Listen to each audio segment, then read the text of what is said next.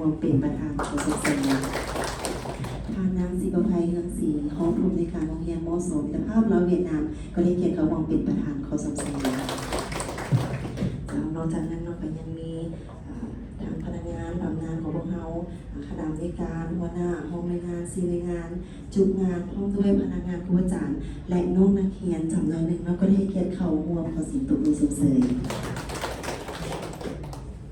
เจ้าในเวลาต่อไปข้าพเจ้าขอถือเป็นเกียรติเรียนเชิญท่านนางศิบภัยเฮืองศรีผู้อำนวยการโรงเรียนม.ส.มิตรภาพลาวเวียดนามให้เกียรติขึ้นพานขอตกลงว่าด้วยการหักเบี้ยบำนาญขอเรียนเชิญ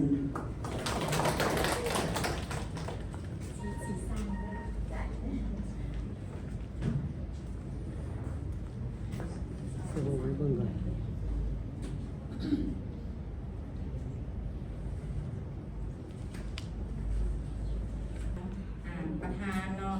เรียนประธานสมาคมพ่อแม่ผู้ปกครองนักเรียนพร้อมด้วยคณะนักถือทำเพลงบรรดาผู้อาจารย์ของเราข้าพเจ้าขออนุญาตต่างหน้าแห่งเกคณะนำการจัดตั้งโรงเรียนม.ส.มิตรภาพลาวเวียดนามขอขึ้นอ่านเนาะขอตกลงมาด้วยการอนุมัติให้พนักงานรัฐกรทับการอุดหนุนบำนาญเนาะซึ่งประกอบมี4ฐานและข้าพเจ้าจะอ่านขอตกลงแต่ละฐานเลยเนาะตื่นเต้นเนี่ยสั่นสีสั่นมาที่1แล้วผู้ที่1สาธารณรัฐประชาธิปไตยประชาชนลาวสันติภาพเอกราชประชาธิปไตยเอกภาพวัฒนาถาวรกระทรวงศึกษาธิการและกีฬาเลขที่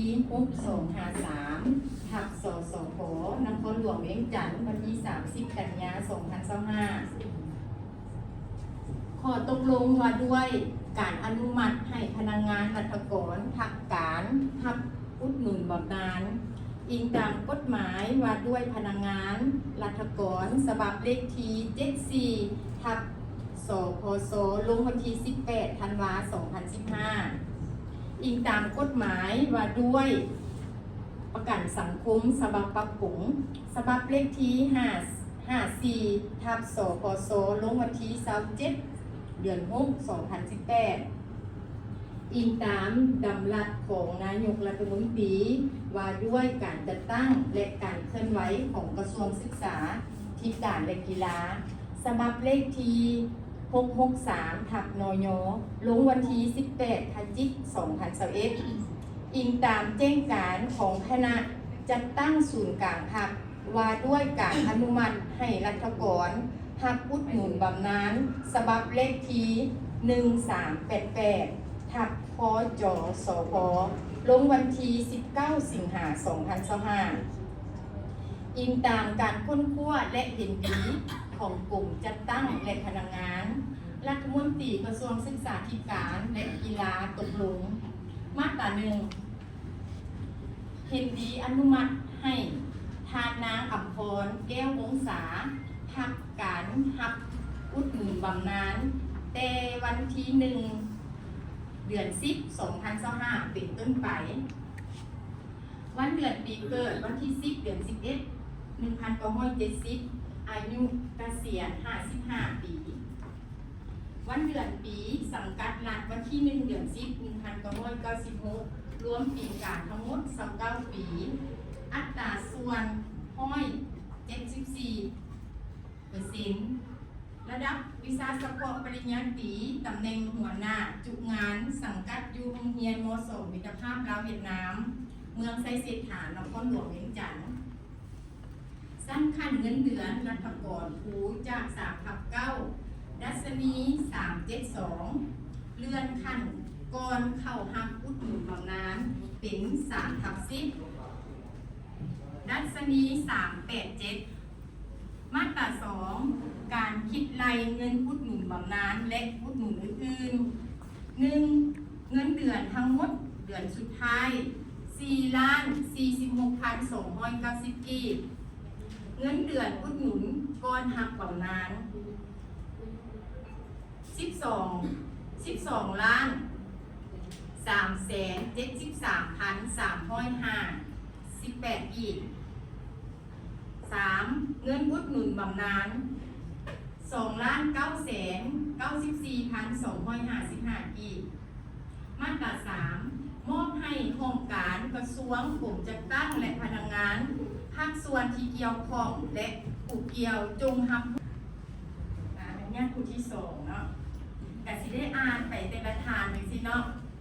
เพื่อความกระจ่างแจ้งแล้วก็เป็นไทยมีความชัดเจนเนาะแล้วก็ผู้รุ่นหลังก็สามารถเบิ่งพิจารณาได้สาธารณรัฐประชาธิปไตยประชาชนลาวสันติภาพเอกราชประชาธิปไตยเอกภาพวัฒนาถาวรกระทรวงศึกษาธิการและกีฬาเลขที่6254ทับสสพนครหลวงเวียงจันทร์วันที่ 30 กันยายน 2525ข้อตกลงมาด้วยการอนุมัติให้พนักงานรัฐกรทับการหักอุดหนุนบำนาญอิงตามกฎหมายมาด้วยพนักงานรัฐกรฉบับเลขที่74ทับสพสลงวันที่ 18 ธันวาคม 2515อิงตามกฎหมายว่าด้วยประกันสังคมฉบับปรับปรุงฉบับเลขที่54ทับสพสลงวันที่ 27 เดือน 6 2018อิงตามดำรัสของนายกรัฐมนตรีว่าด้วยการจัดตั้งและการเคลื่อนไหวของกระทรวงศึกษาธิการและกีฬาฉบับเลขที่663ทับนยลงวันที่ 18 พฤศจิกายน 2021อิงตามการแจ้งการของคณะจัดตั้งศูนย์กลางหักว่าด้วยการอนุมัติให้รัฐกรหักอุดหนุนบำนาญฉบับเลขที่1389 สิงหาคม 2025อีกตามการค้นคว้าและเห็นดีของกลุ่มจัดตั้งและพนักงานรัฐมนตรีกระทรวงศึกษาและกีฬาตกลงมาตรา 1 เห็นดีอนุมัติให้ทานนางมัดไรพันธ์โพขสมบัติทักการหักอุดหนุนบำนาญแต่วันที่ 1 เดือน 10 2025เป็นต้นไปวันเดือนปีเกิดวันที่ 25 เดือน 4 1969อายุเกษียณ56 ปีวันเดือนปีสังกัดรัฐวันที่ 21 เดือน 10 1992รวมปีการทั้งหมด 33 ปีอัตราส่วนห้อย 78% ระดับวิชาเฉพาะปริญญาตรีตำแหน่งหัวหน้าหน่วยงานสังกัดอยู่โรงเรียนมสมิตรภาพลาวเวียดนามเมืองไซเศรษฐานครหลวงเวียงจันทร์สั้นขั้นเงินเดือนรัฐกรครูจาก3/14ดัชนี 455 เลื่อนขั้นก่อนเข้าหับอุดหนุนบำนาญเป็น3/15ดัชนี 472 มาตรา 2 การคิดรายเงินอุดหนุนบำนาญและอุดหนุนอื่นๆ 1. เงินเดือนทั้งหมดเดือนสุดท้ายเนาะ 4,973,050 กีบ 2. เงินอุดหนุนก่อนหับบำนาญ 17,172,540 กีบ 3. เงินอุดหนุนบำนาญ 3,878,979 กีบ มาตรา 3 มอบให้องค์การกระทรวงกลุ่มจัดตั้งและพนักงานภาคส่วนที่เกี่ยวข้องจงรับรู้และป้องกันจัดตั้งปฏิบัติข้อตกลงฉบับนี้อย่างเข้มงวดและให้สืบต่อจ่ายเงินกองทุนสวัสดิการครูแห่งชาติเป็นปกติ มาตรา 4 ข้อตกลงฉบับนี้มีผลศักดิ์สิทธิ์นับแต่มือลงลายเซ็นเป็นต้นไปรัฐมนตรีทองสลิดมังโนเมญาติผู้ที่3เนาะสาธารณรัฐประชาธิปไตยประชาชนลาวสันติภาพเอกราชประชาธิปไตยเอกภาพพัฒนาถาวรกระทรวงศึกษาธิการและกีฬาเลขที่6255นครหลวงเวียงจันทร์วันที่ 30 กันยายน 2025ข้อตกลงว่าด้วยการอนุมัติพนักงานรัฐกรหักการหักอุดหนุนบำนาญอิงตามกฎหมายว่าด้วยพนักงานรัฐกรฉบับเลขที่74ทับสพสลงวันที่ 18 ธันวาคม 2015อิงตามกฎหมายว่าด้วยประกันสังคมฉบับปรับปรุงฉบับเลขที่54สพสลงศึกษาธิการและกีฬาตกลงมาตรา 1 เห็นดีอนุมัติให้ทานนางบุญล้วนแสงดาราทักการหับอุดหนุนบ บำนาญนับแต่วันที่1 เดือน 10 2025เป็นต้นไปวันเดือนปีเกิดวันที่2 เดือน 10 1969อายุเกษียณ56 ปีวันเดือนปีสังกัดรัฐวันที่1 เดือน 9 1992รวมปีการทั้งหมด33 ปีอัตราส่วน78%ระดับวิชาเฉพาะปริญญาตรีตำแหน่งครูสอนสังกัดอยู่โรงเรียนมส.มิตรภาพลาวเวียดนามเมืองไซเศรษฐานครหลวงเวียงจันทน์สั้นขั้นเงินเดือนรัฐกรครูจาก3/13ดัชนี438เลื่อนขั้นก่อนเข้ารับอุดหนุนบำนาญเป็น3/14ดัชนี455มาตรา 2การคิดรายเงินอุดหนุนบำนาญและอุดหนุนอื่นๆ 1. เงินเดือนทั้งหมดเดือนสุดท้าย 4,623,110 กีบมาตรา 2เงินอุดหนุนก่อนหักบำนาญ 16,554,038 กีบ 3. เงินอุดหนุนบำนาญ3,600,000 เกี่ยวจงรับรู้และป้องกันจัดตั้งปฏิบัติข้อตกลงฉบับนี้อย่างเข้มงวดและให้สืบต่อเงื่อนไขกองทุนสวัสดิการครูแห่งชาติเป็นปกติมาตรา 4 ข้อตกลงฉบับนี้มีผลศักดิ์สิทธิ์นำแต่มือลงลายเซ็นเป็นต้นไปรัฐมนตรีทองสฤทธิ์มังโนเมฆขออนุญาตอีกทีหนึ่งอนุมัติให้ทานนางคำพรทองไซสอน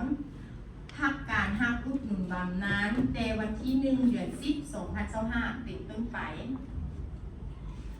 วันเดือนปีเกิดวันที่23 เดือน 12 1972อายุเกษียณ53 ปีวันเดือนปีสังกัดรัฐวันที่1 เดือน 9 1991รวมปีการทั้งหมด34 ปีการอัตราส่วน79%ระดับวิชาเฉพาะปริญญาตรีตำแหน่งหัวหน้าหน่วยงานวิชาการเนาะสังกัดอยู่โรงเรียนมส.มิตรภาพลาวเวียดนามเมืองไซเศรษฐานครหลวงเวียงจันทน์สั้นขั้นเงินเดือนรัฐกรครูจาก2/12ดัชนี326เลื่อนขั้นก่อนเข้ารับอุดหนุนบำนาญเป็น2/13ดัชนีแมน339มาตรา 2การคิดรายเงินอุดหนุนบำนาญต่อไปข้าพเจ้าขออนุญาตผ่านข้อตกลงว่าด้วยการย่องย่อให้แก่พนักงานที่เข้ารับบำนาญ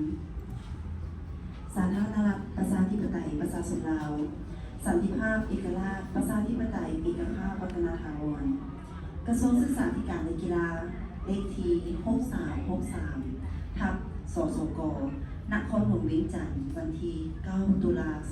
2025ของนายกรัฐมนตรีว่าด้วยการจัดตั้งและการเคลื่อนไหวของกระทรวงศึกษาธิการและกีฬาฉบับเลขที่633ทับนยลงวันที่18 พฤศจิกายน 2021อิงตามแจ้งการคณะจัดตั้งศูนย์การพักฉบับเลขที่1388ทับคจสพลงวันที่19 สิงหาคม 2025อิงตามหนังสือเสนอของแผนกศึกษาธิการและกีฬานครหลวงเวียงจันทน์ฉบับเลขที่3965ทับสกนวลงวันที่23 กันยายน 2025อิงตามการควบคู่ของกรมจัดตั้งและพนักงานและก่อนแผนกศึกษาธิการและกีฬานครหลวงเวียงจันทน์ออกภาคการทำอุดหนุนบำนาญที่มีผลงานดีเด่นในการประกอบส่วนเหือแหงสติปัญญาความรู้ความสามารถเข้าในการพัฒนาวิทยาการศึกษาวิทยาศาสตร์และกีฬาตลอดระยะเวลาที่ผ่านมามาตรา 2เพื่อเป็นการสรรเสริญผลงานและจารึกผลงานความดีไว้ในกระทรวงศึกษาธิการและกีฬามาตรา 3ให้โครงการกระทรวงศึกษาธิการและกีฬากรมจัดตั้งและพนักงานแผนกศึกษาธิการและกีฬานครหลวงและภาคส่วนที่เกี่ยวข้องจงรับรู้พร้อมการปฏิบัติข อตกลงฉบับนี้ตามหน้าที่ของไทยลาว และพร้อมการจัดตั้งพิธีมอบรับอย่างเป็นทางการและสมเกียรติมาตรา 4 ขอตกลงฉบับนี้มีผลศักดิ์สิทธิ์นับแต่เมื่อลงลายเซ็นเป็นต้นไปเซ็นในประทับตารัฐมนตรีทองสฤษดิ์มังโนมีเจ้าที่ผ่านไปแล้วนั้นนอกจากเป็นการผ่านขอตกลงว่าด้วยการทำบำนาญและขอตกลงว่าด้วยการยุ่งยอให้แก่พนักงานที่ได้ทำบำนาญเจ้าในเวลาต่อไปนี้จะเป็นการมอบขอตกลงและมอบใบยุ่งยอในโอกาสนี้ขอเรียนเชิญทางพนักงานบำนาญทั้ง4ท่านขึ้นสู่ด้านหน้าพิธีของพวกเราขอเรียนเชิญ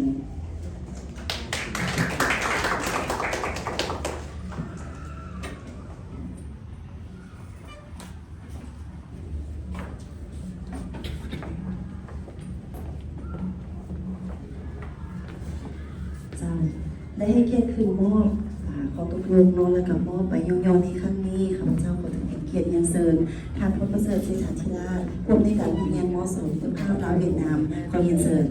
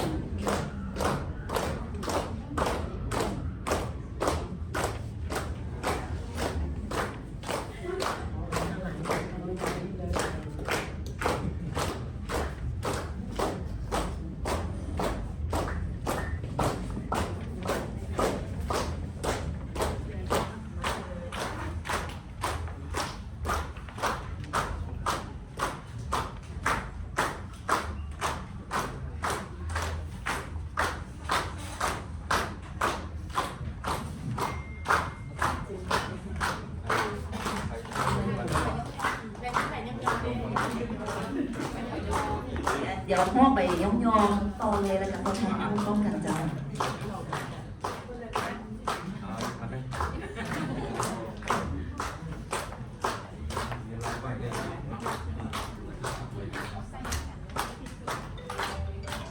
อันนี้มันต้อง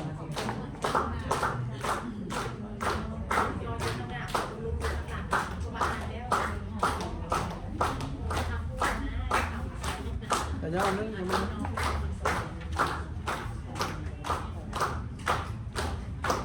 ยังไม่ต้องเลยถูกต้อง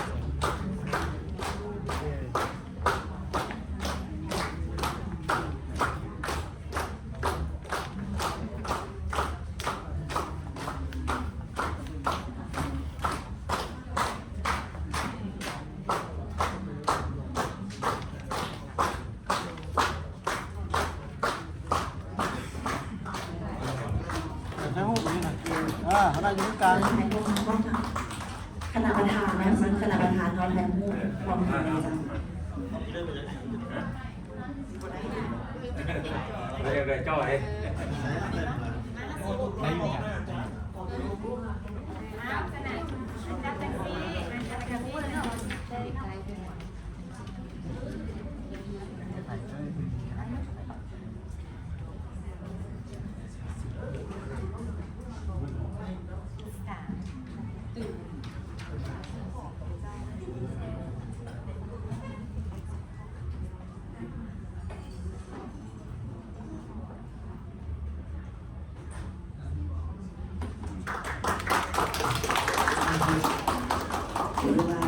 ตลอดระยะเวลานอนที่เราได้ปฏิบัติหน้าที่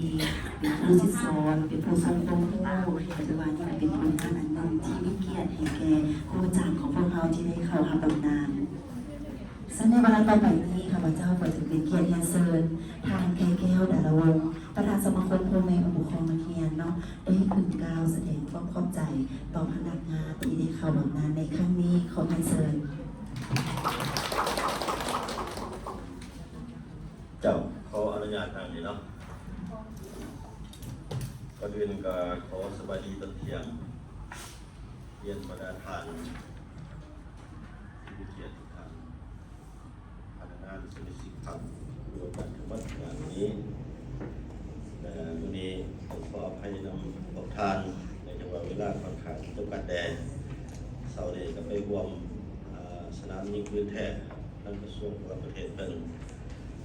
เวลา3:30 นาทีก็สิได้ออกจากนี้ไปร่วมพิธีเซ็นสัญญากับโครงการผู้คนขันหินกับบริษัทเซียงซีฝ่ายจีนแล้วนั้นก็สิได้เข้าร่วมพิธีมอบพับโดยประจัดตำแหน่งอีกมันก็ขั้นใหม่ให้ประธาน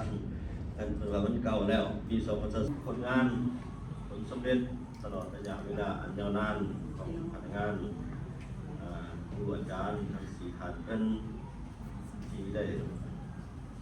ดำรงชีวิตอยู่ที่เป็นเวลายาวนานในสู่เครื่องแบบของครูและกับคนได้เฮ็ดบทบาทหน้าที่ของเพิ่นสำเร็จครบถ้วนถูกต้องตามเงื่อนไขที่ได้รับอุดหนุนบำนาญตามระเบียบการตามดำรัสตามรัฐบัญญัติเลขที่002ของประธานประเทศจะเป็นได้ครับเงื่อนไขอย่างครบถ้วนการเครื่องปฏิบัติตกลงอนุญาตให้พวกท่านทำอุดหนุนบำนาญตามระเบียบการฉะนั้นตลอดระยะผ่านมานี้ทั้ง4ท่านก็ได้ทุ่มเทเหงื่อแห้งทั้งสติปัญญาเชียงบาเชียงไหลกับครูอาจารย์ในโรงเรียนมศกิตภาพเวียดนามนี้เป็นผู้หนึ่งที่เป็นเจ้าน้ำหนาพาทางเป็นแบบอย่างในการยึดถือจรรยาบรรณของผู้รักษาวิชาชีพถ้าเทียบใช้แล้วมันกับเรื่องที่จะบรรยายสมแล้วที่พวกท่านได้ครับไว้ย่อๆจากท่านรัฐมนตรีเป็นอย่างสมเด็จสมศักดิ์ศรีก็เข้าใจในผ่านมาจะมีว่าประเทศชาติยุ่งยากรัฐบาลบ่สามารถตอบสนองนโยบายได้ต่อการลงชีวิตอันที่เป็นเรื่องในระยะผ่านมาในสภาพเศรษฐกิจของสังคมในหลายด้านแต่ของทางอดทนผ่านพาสู่ส้นจนมาหอดมือจนหอดมือสำเร็จในการสิ้นสุดของความเป็นพนักงานบำนาญการเป็นเรื่องที่น่าภาคภูมิใจหลายบริษัทหรือประกอบส่วนเป็นคนดีให้แก่สังคมเป็นจำนวนรองหลายจากนักเรียนของท่านอันนี้เป็นภาคภูมิใจหลายที่ท่านได้แนะนำประธานสมาคมผู้บริการมีสิ่งใดมีแต่ขอแสดงความสมเสยอย่างสุดสุดใจขอประทานจงได้ตบมือสมเสยประธานเทนักงานแห่งข้าพเจ้าได้นำประธานสมาคมผู้บริการมีสิ่งใดขอขอบใจต่อบรรดาทานทั้งสี่เป็นต้นทานดังอัมพรแก่อุตสาหดังมาเศษทั้งสี่เลยจับก็เสร็จ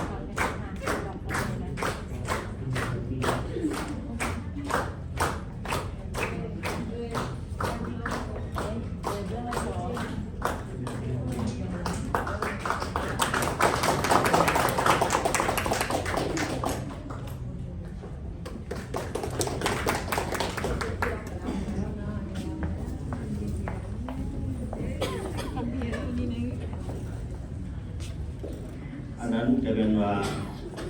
ที่ทำใจกับพ่อไปตะเกียบเนาะบอกให้การแสดงว่าโอกาสต่อไปทางเฮียนป้าทางครูนะครับ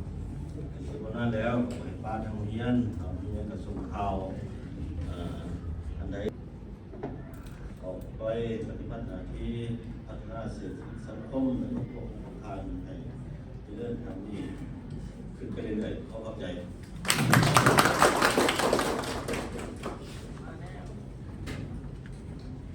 เจ้าขอเข้าใจเราทางประธานสมาคมพ่อแม่ผู้ปกครองนักเรียนที่มาที่กล่าวแสดงความเข้าใจและได้มีนโยบายมอบนโยบายเราให้แก่ทางพนักงานที่ว่าได้ทำบำนาญในครั้งนี้เพื่อให้ในพิธีของพวกเรามีความหมายความสำคัญอย่างลึกซึ้งข้าพเจ้าขอถึงเกียรติเรียนเชิญทางท่านประเสริฐเจษฐาธิราชผู้อำนวยการโรงเรียนม.2 เจ้าภาพลาวเวียดนามได้มีคำเห็นคำโอ้ลมในพิธีของพวกเราในครั้งนี้ขอเรียนเชิญ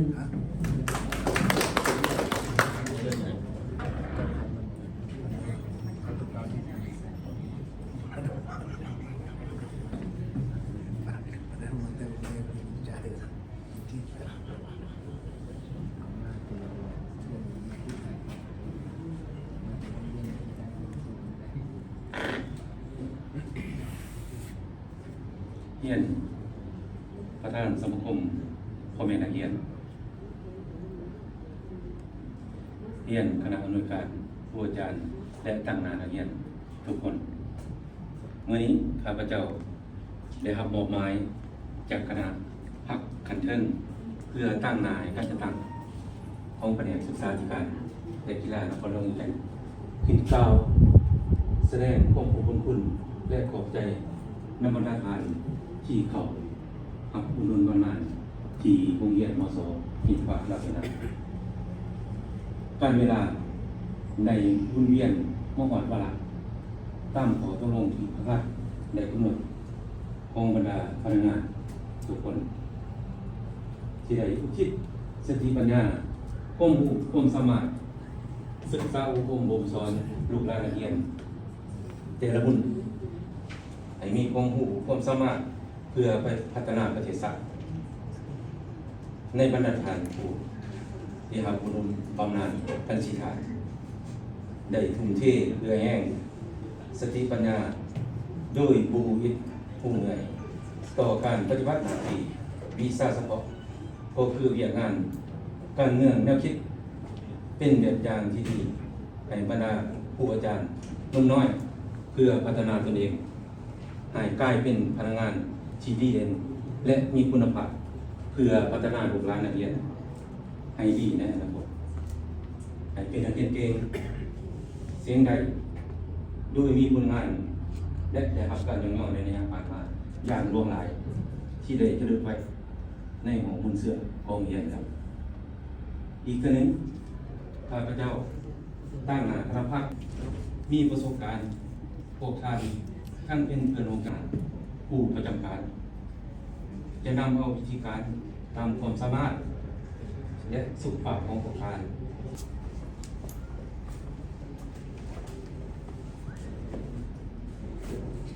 เจ้าขอบใจนำทางกรมในการโรงเรียนที่ได้มีคำเห็นคำอบรมต่อพนักงานทำงานของพวกเราซึ่งในเวลาต่อไปจะเป็นวาระโครงการมอบหับนโยบายนอกและของที่ระลึกจากโรงเรียนม.2 เจ้าภาพลาวเวียดนามให้แก่พนักงานที่ว่าได้หับผู้ดูบำนาญในครั้งนี้เป็นเกียรติคือมอบเนาะแต่ว่าคนอื่นขอเรียนเชิญพนักงานบำนาญเราทั้งสี่ท่านเนาะอีกทีหนึ่งขึ้นสู่ทางหน้าพิธีของพวกเราเนาะขอเรียนเชิญ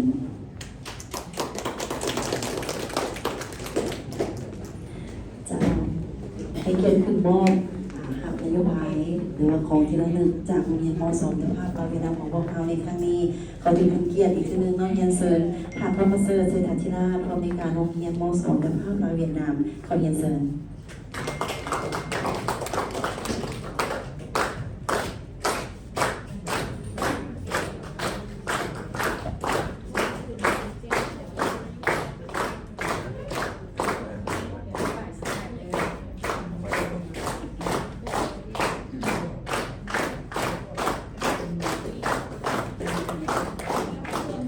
เจ้าสำหรับในงานโดยในงานไม่ได้การเขียน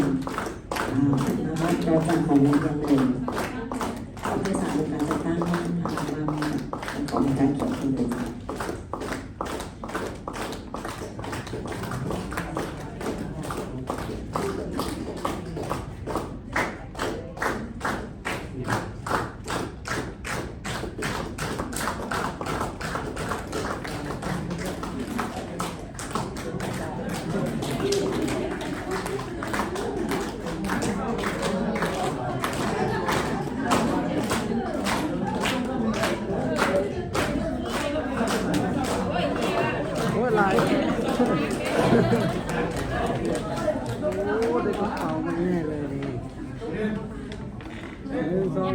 อีกอาจารย์เสกเสกมันมาอีกเสก โอเคแล้วละ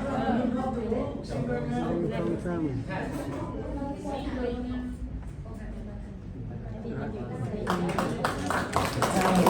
ขอประเทศนะคะทำรายการเนาะพอยังให้พนักงานบำนาญเฮายืนอยู่ตรงหน้าพิธีก่อนเนาะเพราะว่าแล้วต่อไปจะเป็นของสาวประจำท่าเนาะเราให้พนักงานบำนาญทุกคนจึงต่างเลยแต่ละรายงาน4รายงานบำนาญจะตั้งประกอบมีสาพันธ์มีเองสาพันธ์พยาบาลและสาพันธ์ของพยาบาล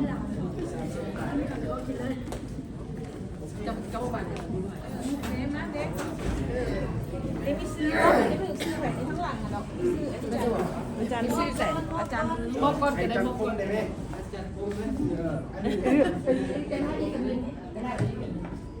เอาอาจารย์คมไม่ใช่หรอจะใส่ไปมอบกับกันครบกับบาล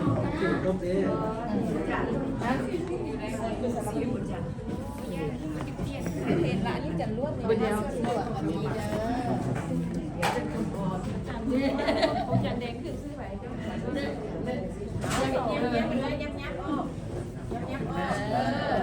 ยับเป็นครูเลยนะยับเป็นครูเลย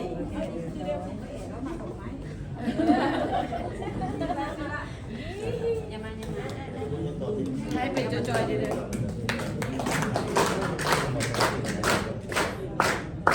วิ่งตรงซ้ำไอ้ยังไม่1 2 3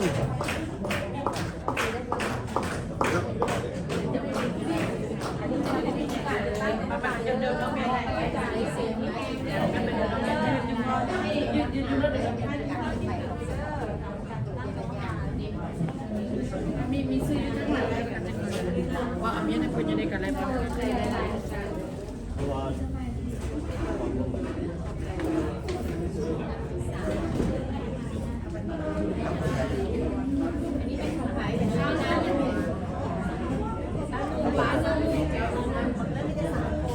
เอาอย่างเอง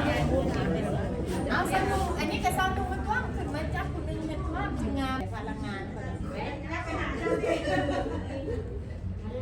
เด้อเอามาเด้อ1 2 3 1 2 3ละ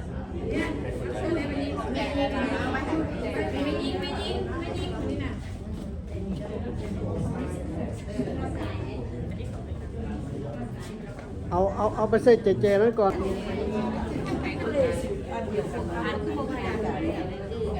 เอาตรงนี้นะ ติ๊กลำแบบผมเลยมาเอง 1 2 3อีก1 2 3ละ การจะตั้งบนโมมาส่วนตัวได้แบบนี้เนาะ ส่วนตัวเอาหน่วยงานก่อนเอาหน่วยงานก่อน โอ้เขาทำให้กับเจ้าคนนี้นี่ รวยเนี่ยแบบนี้ทำให้ได้ยังดีได้จับเองเอามาเลยนะ ขอเชิญทีมงานบริหารของพวกเราเนาะนะคะและอย่างแรกค่ะคือเป็นแก่นะคะเรื่องของความรักของพวกเราซึ่งเราอาจารย์เลยค่ะน้องเกือบปีนี้เป็นเสียเป็นหัวหน้าแม่งานบริหารเป็นไทยเรื่องงานบริหารของสำเร็จไปได้ด้วยดีจ้ะ อาจารย์คงเลยคงเลยยังอยู่เดิน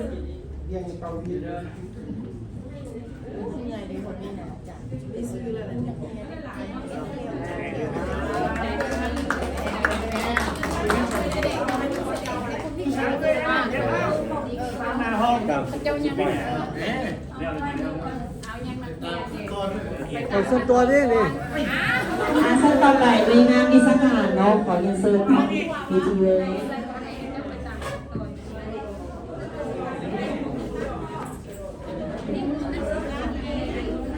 พิซซ่าการพิซซ่าการ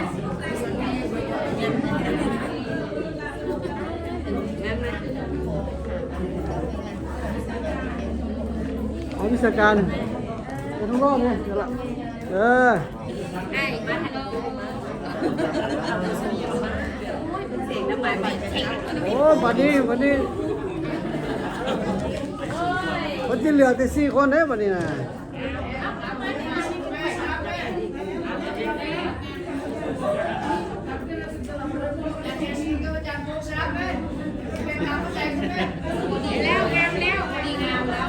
นี่ เข้าใจปะ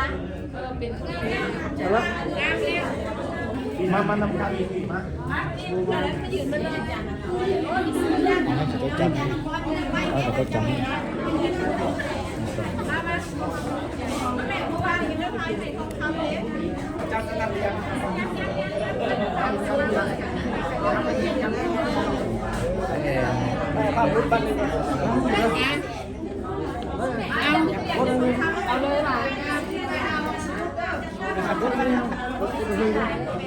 คนสีขาวนี่เป็นห้องเป็นประตูแล้วคนประเทศคนประเทศ ใช่ไหมเพราะว่าเวลาในโซนนี้มันจะยาวเลยนิดนึงเราเลยค่ะเพราะเวลาในงานสำหรับภาควิชาการเกี่ยวกับเลยสำหรับภาควิชานั้นพนักงานทำงานจะเป็นคนทั้ง4 ภาคเนาะและการเกี่ยวกับเลยเจ้าภาควิชา อีกหน่วยนี้เด้อ1 2แม่นว่า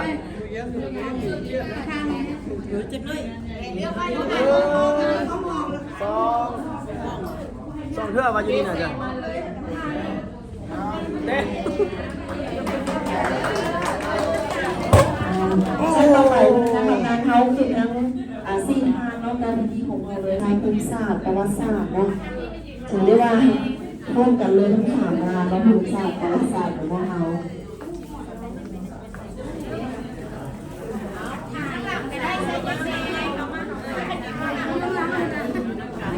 จะหลังจากภาควิชาสำเร็จแล้วก็เป็นห้องเนาะห้องแต่ละห้องเป็นเทคนิคของแต่ละห้องเป็นพนักงานของพวกเราหลังจากของห้องเนื้อก็เป็นบุคคลเนาะบุคคลจะได้มอบให้ทางนั้นของงาน4 ทาง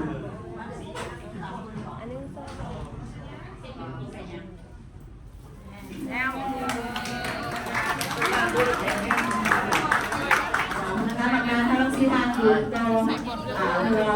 ยังไม่ได้มอบของห้องแล้วเราจะมอบของที่เราในแกนพนักงานบางงานเขาที่4 ทางเรา แล้วมันนั้น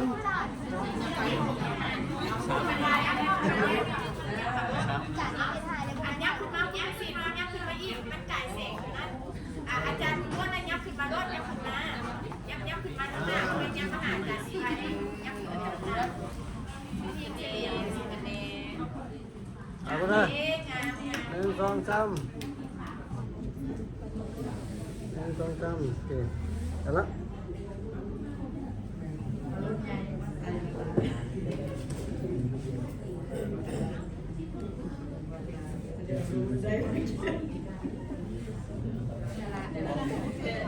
ครับซึ่งห้องเราไปได้เรื่อยๆเราเรียงลำดับกันมาเลยเนาะห้องไหนจะขึ้นก่อนก็เป็นให้จัดเรียงเลยเจ้าเพื่อประหยัดเวลาเลยเนาะว่าวันหลังเรายังเหลืออีกประมาณนึงเจ้า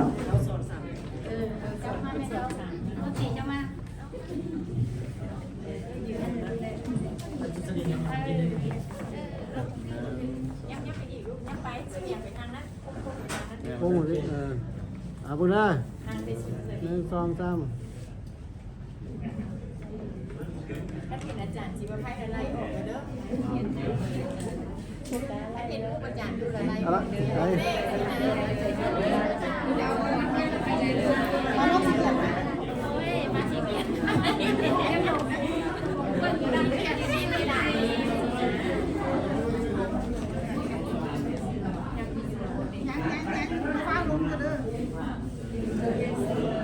เก็บซื้อซะเด้อเดี๋ยวลงกัน สลับคู่ไปเลยลูกสลับคู่ไปเลยสลับคู่กันจะได้เขาได้บอกเนี่ยมันมีแสงอยู่นะที่ยับขึ้นมาแสงเป็นสูตรรูปไปอย่างอีกเดี๋ยวรูปไหนได้2 แมตก็แหละ เอาไปเลย1 2 3 1 2 3เอาไปเลยเอาละ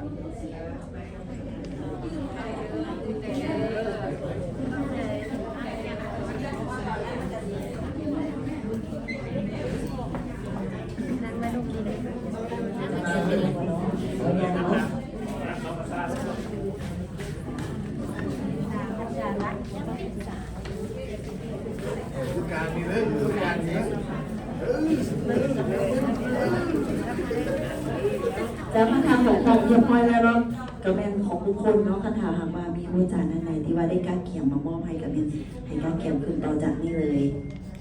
เอาไว้ใส่โอเคใจ มีแต่จาน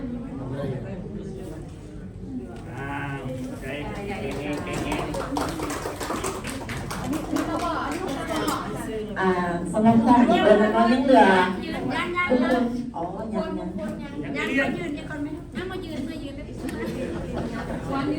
พนักงานทำงานเอาบุคคลลงจาก ไว้ที่ไหนแล้ว ตามอะไรกันแน่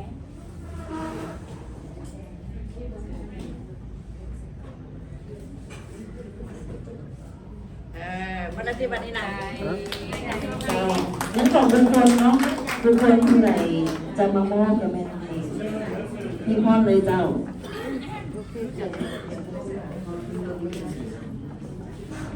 เฮ้ย มอบให้ทางงานเราให้สีทาน อยู่ดีมีแหงเด้อเซ็นกันเด้อเป็นรอดกันตลอดกาลเด้อรับคืนกันเด้อ เพิ่นบ่ได้ยินเสียงเขาเลยเด้อเพิ่นจะเว้าหลายเลยเด้อเพิ่นเว้าน้อยๆเด้อ ห้ามลูกกันเด้อหลาย นะ ใจ ใจเด้อ ถือว่าสำเร็จเนาะ พอกันเฮ้ยเนาะ ขอเข้าใจนะ ทางแท้บ่ได้ บ่สิจากกันผู้เดียวนี่จากกันไปแล้ว ก็เป็นยังไงนะที่ว่ามีน้ำจิตน้ำใจพ่อมีเตรียมพนักงานทำงานเอาจะสร้างในเวลาต่อไปเนาะเอาเจ้าอีกทีหนึ่งเนาะจะได้ขอเงินเซินทางพนักงานทำงานเอาทั้งสี่ทานเนาะได้ขึ้นมากล่าวแสดงความผู้สึกต่องานในครั้งนี้ของพวกเราเจ้าขอเงินเซิน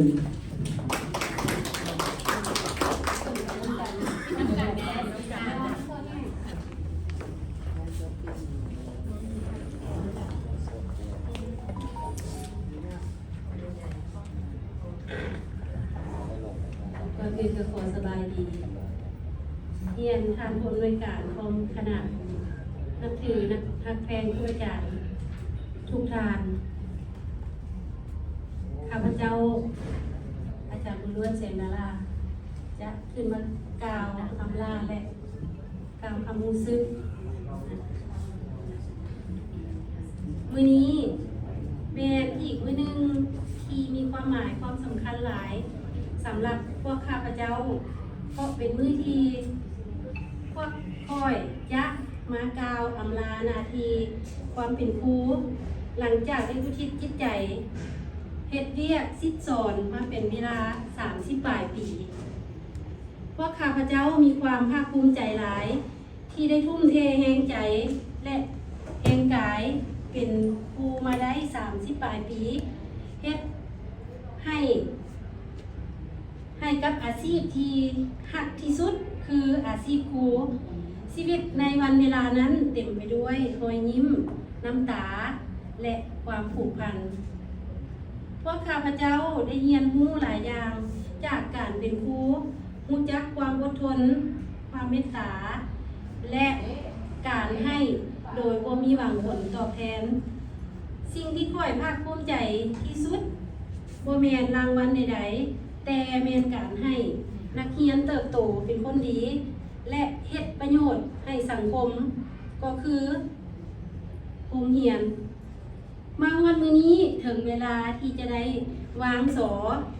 และปิดสมุดแผ่นสุดท้าย และจิตใจของพวกข้าพเจ้าเต็มไปด้วยความอาลัยและคิดฮอด ขอขอบใจผู้อำนวยการพร้อมด้วยคณะและเพื่อนทุกคนที่ได้ร่วมอุทิศการอุดมการณ์นำกัน ด้วยมิตรภาพและความหักแพงแม่น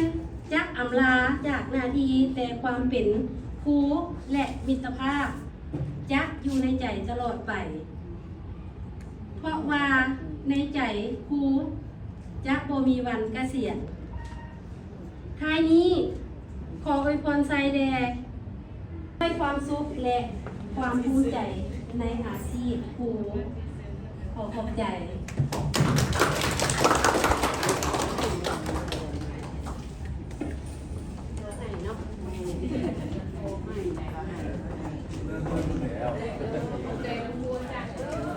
ขอขอบใจน้องพนักงานผู้อาจารย์ที่ได้หับตำนานของพวกเขาเนาะพนักงานตำนานเราทั้ง4ทานเนาะถึงยังไงก็ตามเนาะเดี๋ยวเราจะได้หับการพักการพักอุดหนุนบำนาญไปแล้วเนาะแต่ว่าเพิ่นยังเสียสละเวลาของเพิ่นมาสิ้นส่วนส่วนพวกเราจนหมดสุดนี้เราก็ถือว่าขอบคุณใจนะท่านอาจารย์วันที่ได้สละเวลาที่เราตัวเองจะต้องไปพักแล้วนะแต่ก็ยังมาสอนพวกเขาสอนน้องมาเรียนของพวกเขาสืบต่อสวยโรงเรียนของพวกเขาเรียนประธานคณะประธานแขกผู้มีเกียรติมาห้องนี้การดำเนินพิธีของพวกเขาก็ใกล้จะสิ้นสุดลงแล้ว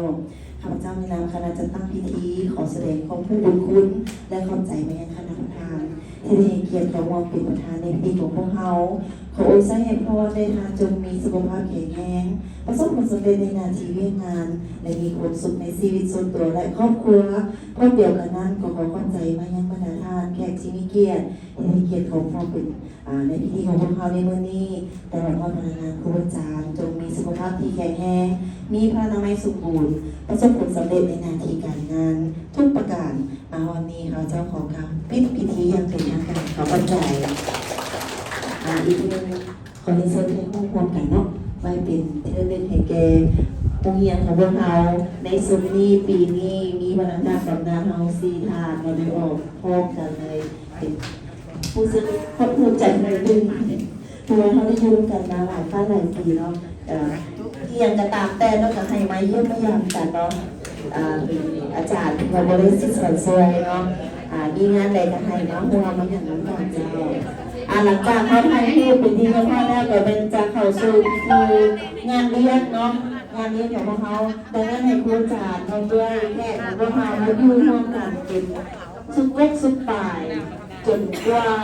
อาหารหรือว่า